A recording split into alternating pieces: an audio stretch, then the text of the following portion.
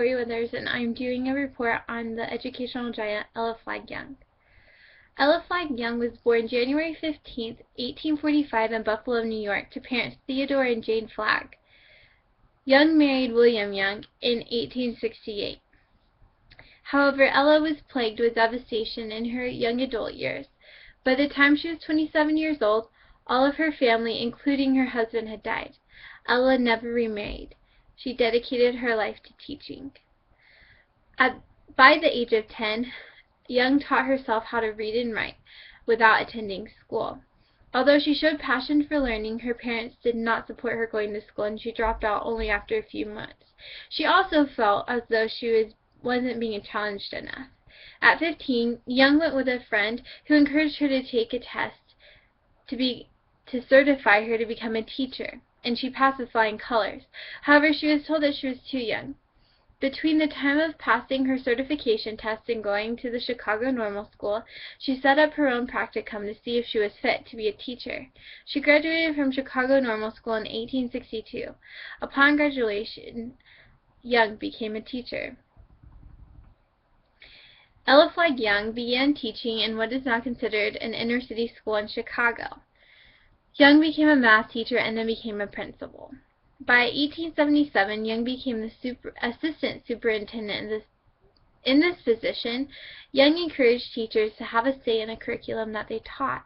These meetings she held with teachers led to the formation of the Chicago Teachers Federation.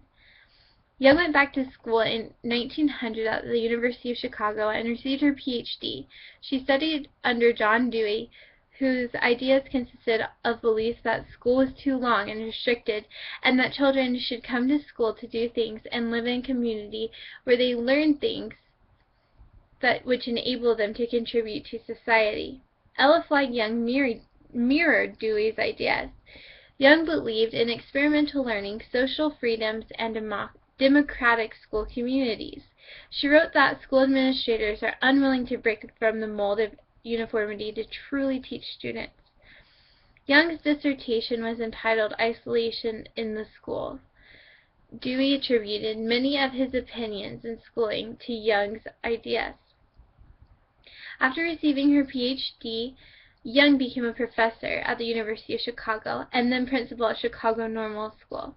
In 1909, Young became the superintendent during a time of unrest in the school board.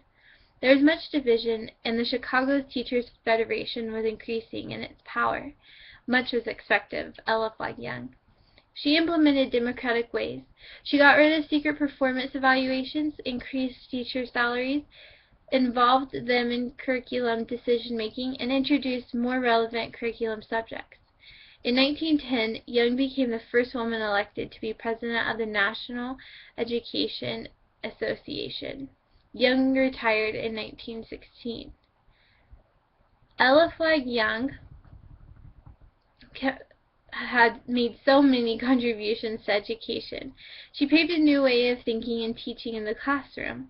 To me, her most important achievement was being elected to the president of the National Education Association.